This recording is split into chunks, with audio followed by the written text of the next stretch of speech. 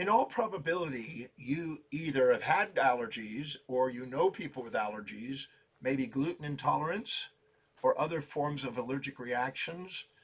I'd like to address that today because if you do, is there a psychological correlation? That's the question.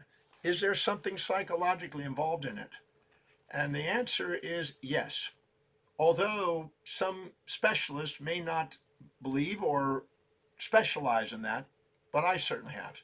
And I've seen hundreds of people who have had allergic reactions, even gluten, and resolve it. So you may want to, if you have that, you might want to listen to this just in case it's a simple thing you can do. Uh, and I'm going to share a story first. I had this lovely lady that had anaphylactic shock if she even touched anything to do with wheat, a speck of wheat in her diet, and anaphylactic shock.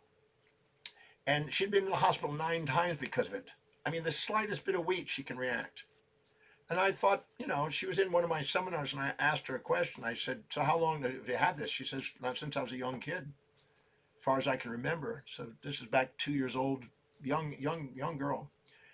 And I said, all right, so when you think of eating wheat, what are the associations? And I made her list all the associations she made, all the correlations she had experienced. And there was a lot of pain associated with eating wheat because it meant allergic reactions, swollen, running to the hospital, this kind of thing, and taking shots.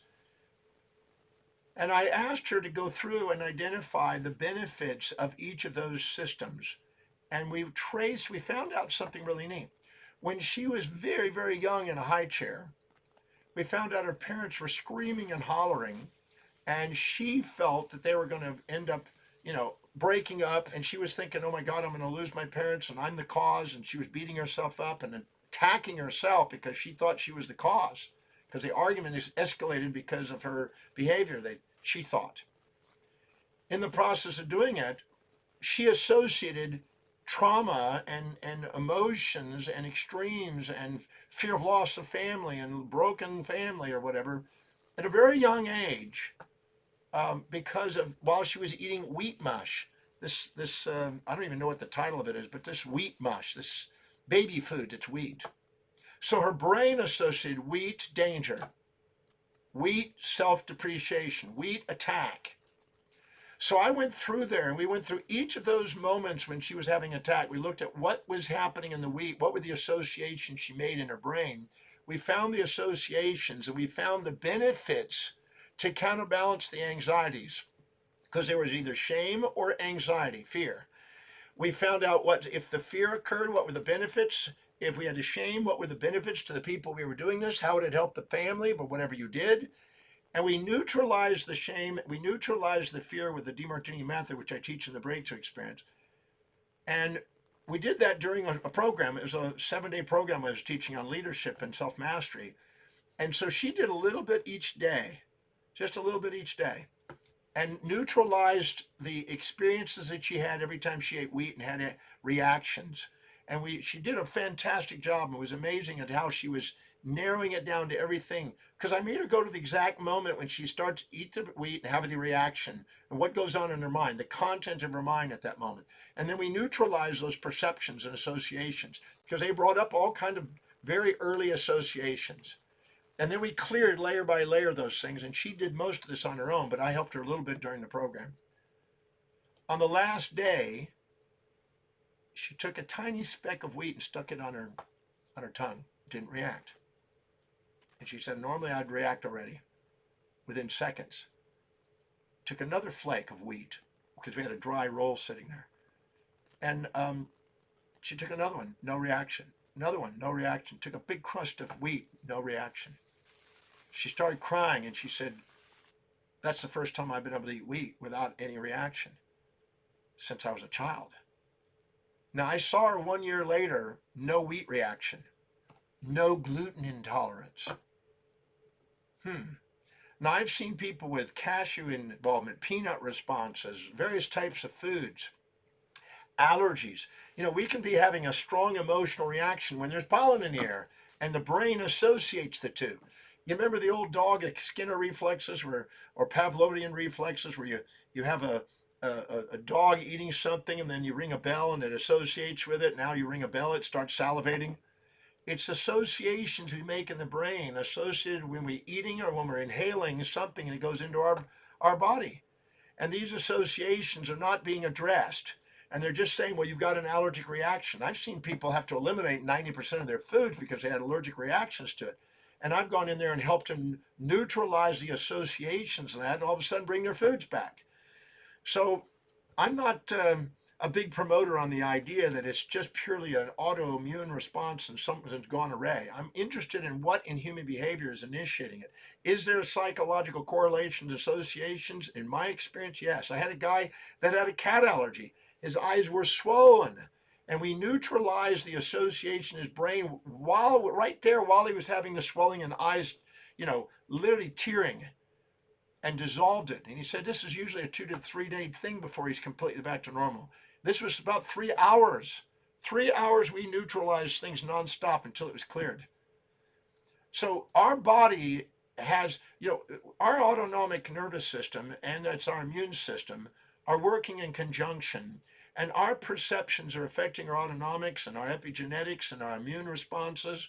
And if we have a sympathetic, we might have a pro or an anti-inflammatory cytokine response. And if we have a parasympathetic, we have the opposite one. And these things are activated by our perceptions. The ratios of our perceptions are impacting it, and the associations we make with these foods or these inhalant compounds that are in the air. And so I'm not negating that there's pollens out there, but why is it 90% of the people don't have a reaction to it? Why do you have a reaction to it? And why do some people eat wheat? I eat 6 to 10 slices of bread a day. I don't have a reaction to it. So why is it some people do it now? Well, they've got a gluten intolerant gene or whatever. No, I don't buy that. I've seen too many people that have been dissolving those by changing associations. So I just want you to know that you may have more power on your allergic reactions. And I've seen these things over and over again. So I'm just letting you know, start asking new questions and look at the associations you have with those compounds. You could be a child at a very young age and all of a sudden a bully beat the crap out of you and you associate that while you're inhaling pollens and associate pollens with that response and basically have an anxiety response and a reaction to try to protect yourself. These things can happen. So we make associations in the brain and our immune system's responding to the perceptions we have associated with these compounds. And I just don't want to devalue that. I don't want to make that the only factor, but I certainly want to not devalue the influence that you have to give you your power back. So you got nothing to lose by absorbing and taking in that idea and maybe trying to go in there and balance it out. If you have challenges on doing that, contact and come to the breakthrough experience. In the breakthrough experience, I teach people how to change their associations that they make with things. And it's not that hard to do, and it's something that's trainable. And when you do, you might just set yourself free from having to go to anaphylactic shock. That lady has not had anaphylactic shock when she can eat wheat today. And I've seen it. I've seen people that had cashew allergies and peanut allergies, as I've said, inhalant allergies, pollen allergies. I've seen cat allergies, dog allergies, you name it, horse allergies. There's nothing that your body can experience that your brain and your associations can't change the reactions to. I can take almost anything you resent and I can transform it into a point where you can embrace it. I can take something you infatuate with and I can neutralize it.